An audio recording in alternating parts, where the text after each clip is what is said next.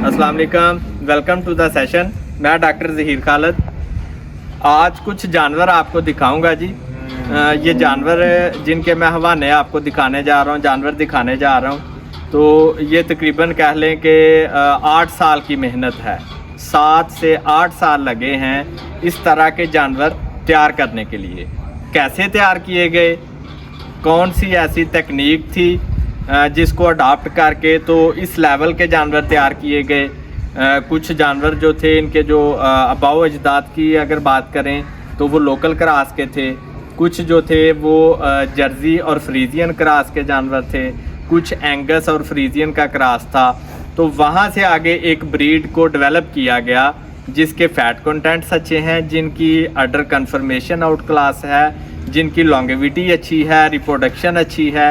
तो आज पहले मैं आपको वो जानवर दिखाता हूँ, फिर मैं बताता हूँ कि हमने ये जानवर डेवलप कैसे किए। तो आप माशाल्लाह से एक एक जानवर का अडर देखते जाएं और इसमें आपको थोड़ा बहुत क्रास का भी आइडिया हो जाएगा कि यहाँ से स्टार्ट करें कि किस तरह का क्रास है जानवरों का। और एक एक जानवर का आप अडर देखेंगे, अडर की क्वालिटी देखेंगे तो आपको पता चलेगा। ये सारे फर्स्ट टाइमर हैं, पैलन बछियाँ हैं ये। अब माशाल्लाह से इनके अडर देखें।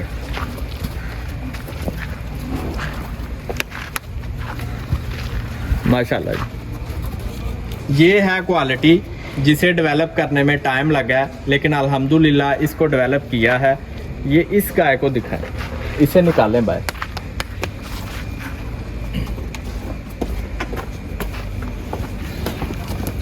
ब्रीड हमेशा से ब्रीड को डेवलप करना जो है वो टाइम लेता है, लेकिन एक अच्छा जानवर डेवलप करते मज़ा आता है। जब आपकी एक प्रोडक्ट तैयार हो जाती है तो फिर पता चलता है कि जो मेहनत की गई थी वो रायगा नहीं गई। इस जानवर को दिखाएं, इस पे रोकें इस जानवर को जी। ये जी माशाल्लाह से ये पैलन ही फर है। आप इसका अडर देखें, इस साइड से दिखाएं, इसके पूरी फदीक दिखाएं। एक अच्छे जानवर की मैं क्वालिटीज़ आपको बताता हूँ। ये एक प्रोडक्ट तैयार हुई है जो कि हमारा टारगेट है कि हमारे फार्म पे ऑलमोस्ट 99% जानवर इस लेवल के खड़े हों और हम इसके पास पहुँच गए हैं। आप इस जानवर का अडर की कंफर्मेशन देखें, इसकी लेग स्कोरिंग देखें, इसकी लेग्स की क्वालिटी देखें, फिर इसका आप रंप देखें, उठा देखें जानवर का। इस साइड से इसकी बॉडी डेप्थ दिखाएं, यहाँ से जानवर की आप चौड़ाई देखें। इसको हम बॉडी डेप्थ बोलते हैं कि ऊपर रिब्स से लेके नीचे पेट तक की जो लंबाई है इसको चेक करें। अडर देखें माशाल्लाह जानवर का, जो आउटस्टैंडिंग जानवर मैं इसे कहूँगा। तो इसके साथ अगला जानवर देखें, माशाल्लाह से हर जानवर दूसरे जानवर से बढ़ के खड़ा। तो ये ब्रीड पे एक मेहनत की गई है और ये नहीं है कि ये गिने चुने जानवर फार्म से निकाले गए हैं, बल्कि ये एक प्रोडक्ट है जो तैयार की गई है। किस तरह से तैयार की गई इस पे भी मैं बात करूंगा। पहले मैं आपको एक दफ़ा ये जानवर दिखा लूँ सारे। इस साइड पे इनको दिखाएं, वो उन जानवरों को भी लेके आए इधर। माशाल्लाह ये आप जानवर देखें, कमाल जानवर है।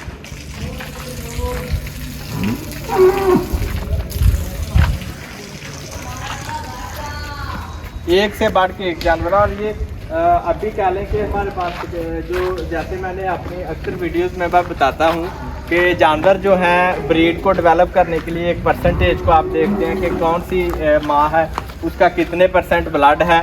तो ये सारी चीज़ें इनको हम मैनेज करके चलते हैं तो ही हम इस तरह की एक प्रोडक्ट तैयार करने में कामयाब होते हैं। तो इस साइड पे ये जानवर भी दिखाएं। माशाल्लाह से आप जानवर देखें, जानवरों के अडर देखें। इस जानवर को दिखाएं, माशाल्लाह जी।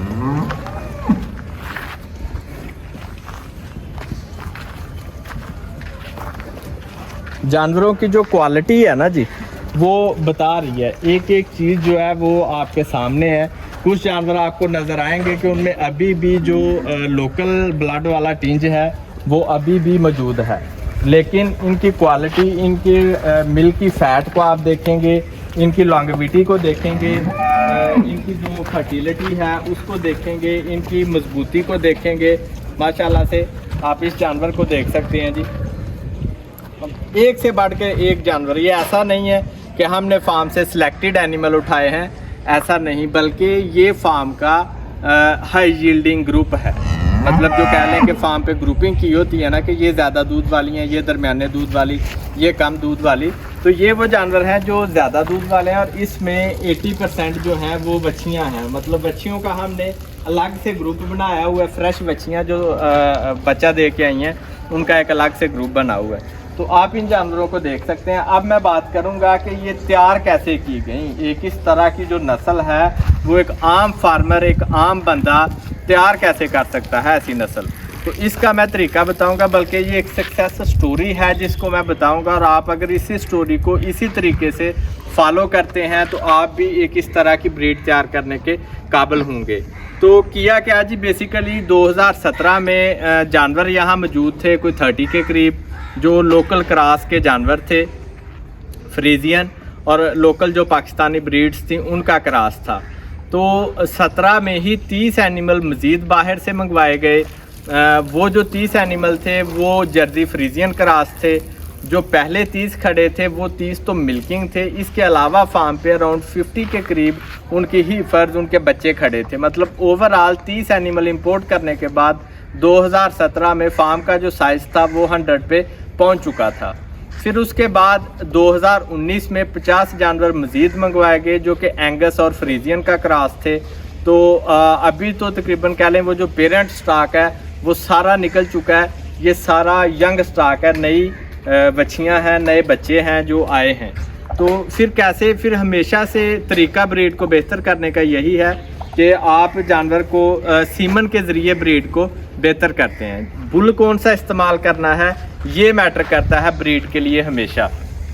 माशाल्लाह से आप इस बच्ची को देखें, ये अंडर वेट है बच्ची, लेकिन आप इसकी अडर स्कोरिंग देखें, इसकी तैयारी चेक करें। इस बच्ची की अभी कमज़ोर है, अंडर वेट थी, काफ करके आ गई, बाय चांस कह लें कि ये प्रेग्नेंट हो गई अंडर वेट ही, लेकिन ब्रीड जो है वो बोलती है। वज़न बेशक कम है, साइज़ अभी बेशक पूरा नहीं हुआ, लेकिन ब्रीड बोलती है, वो बता रही है कि मुझ में दूध पैदा करने का पोटेंशियल कितना ज़्यादा है। तो बात मैं कर रहा था जी, कैसे इसको बनाया गया। तो हमने सीमन पे मेहनत की। सीमन पे मेहनत जो एक अलमिया है बहुत बड़ा, वो ये है कि पाकिस्तानी फार्मर्स को इस चीज़ पे हमेशा से कंफ्यूज किया जाता है, मिसगाइड किया जाता है कि कौन सा सीमन यूज़ करें, जिनोमिक यूज़ करें या प्रूवन यूज़ करें। मैं इस बहस में नहीं पढ़ूंगा। बहरहाल इस ब्रीड को तैयार करने के लिए मैंने प्रूवन सीमन इस्तेमाल किया, जो कि मुझे मार्केट से महंगा भी लेना पड़ा, और कह लें कि बड़ी मुश्किलों से बुल को सिलेक्ट करना और फिर उसके लिए कासा करना, उसकी मोटिलिटी को चेक करना, सारा मैनेज करके ब्रीडिंग करना, और फिर आने वाली कंपनीज़ के लिए अगले साल के लिए प्लान करना कि हमने अगले साल कौन सा बुल इस्तेमाल करना है। मतलब ब्रीडिंग ऐसे नहीं है कि इस साल जौन सा बुल मिला उठाया रख दिया, नहीं, बल्कि आपने कुछ ट्रेड्स को सिलेक्ट किया।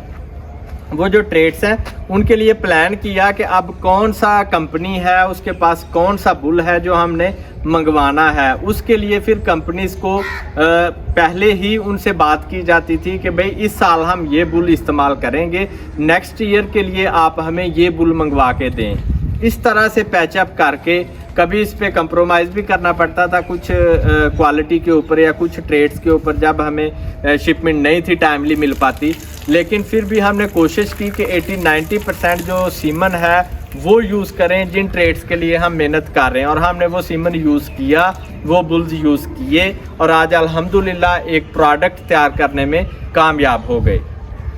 तो मेरा यही मैसेज है कि आप अगर फार्मिंग कर रहे हैं, बल्कि इस फार्म पे ना मैं एक छोटी सी बात आपको और बताता चलूँ कि पिछले साल 2023 में मैंने 70 एनिमल को कल किया, सेल कर दिए हैं 70 एनिमल। इस वक्त फार्म का जो टोटल हर्ड है वो 250 एनिमल्स हैं। 70 एनिमल मैंने 2023 में सेल किए, 40 एनिमल 22 में सेल किए, तकरीबन इसी तरह से 60 या 70 एनिमल 2009 में सेल किए। मतलब एक्सटेंसिव कलिंग साथ साथ चलती रही है, और फिर एक प्रोडक्ट को तैयार किया गया है। मैं एक चीज़ का इसमें देखें, मैं बताता चलूं कि एक टाइम वो आया था कि फार्म का जो वॉल्यूम था वो तकरीबन 2400-2500 लीटर पे था, लेकिन फार्म फिर भी उस तरह से खुशहाल नहीं था, क्योंकि खाने वाले जानवर ज़्यादा थे, देने वाले कम थे। उसके लिए थोड़ा सा लालच था जो कि हर फार्मर करता है कि आगे 300 फीट लंबा शेड लग चुका है। अगर आप दिखा सकें 300 फीट लंबे शेड के पिलर वो लगे पड़े हैं सामने। ये इस शेड से आगे आप देखेंगे वो पिलर आपको नज़र आएंगे, वो बल्कि 350 फीट लंबे शेड के पिलर हमने लगा दिए थे कि तो 100 एनिमल तब हमने नहीं सेल किए कि हम जो 350 फीट लंबा शेड है इसको हमने भरना है तो एनिमल सेल नहीं करेंगे। इस वजह से हमारे पास जो ईटिंग माउथ थे, जो ज़्यादा खाने वाले जानवर थे, उनकी तादाद में इजाफा हो गया, देने वाले कम थे। 2400-2500 लीटर पे भी फार्म उस तरह से खुशहाल नहीं था। फिर हमने प्लान किया कि जो शेड अगला देखेंगे वो हम क्वालिटी एनिमल के साथ ही भरेंगे, उसको बजाय इसके कि हम क्वालिटी पे कंप्रोमाइज़ करें। सो हर वो जानवर जो हमारे मकसद का नहीं है उसको सेल कर दे, वो जानवर वो भी अच्छे थे।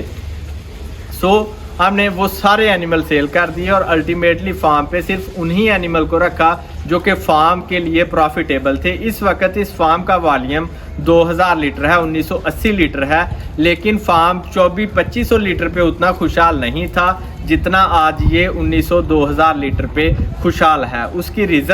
उसकी रीज़न है क्वालिटी ऑफ एनिमल का जो सूआ है वो लंबा अरसा चलता है, दूध ज़्यादा लंबा अरसा देते हैं। मैं एक एग्जांपल दूंगा, जैसे बीच में इस फार्म पे एक मसला आया कि वॉल्यूम जो था वो सर्दियों में चला गया 2100 लीटर पे, गर्मियों में वही वॉल्यूम आ गया तकरीबन 1000 लीटर पे। जब इस चीज़ को हमने फाइंड आउट किया कि रीज़न क्या है, तो रीज़न थी ब्रीड के कुछ जानवर ऐसे खड़े थे जो एक दफ़ा तो 40 लीटर पे जाते थे, लेकिन जब हम 305 दिन की उनकी लैक्टेशन को काउंट करते थे तो वो 4000 लीटर से 5000 लीटर से ऊपर उनका दूध नहीं था। सो हर वो जानवर जिसका 305 दिन का दूध 8000 से कम था, हमने वो फार्म से आउट कर दिया। और उसके बाद ये लेवल आया कि आज 1900-2000 लीटर पे फार्म इतना खुशहाल है जितना ये फार्म 2500 लीटर पे खुशहाल नहीं था। तो क्वालिटी पे काम करते रहें, ब्रीड को इम्प्रूव करते रहें, आपका फार्म इंशाल्लाह लंबा अरसा चलता रहेगा, बिजनेस एक्सपैंड होता रहेगा। तो इसके साथ मुझे इजाज़त दें। अल्लाह हाफिज़।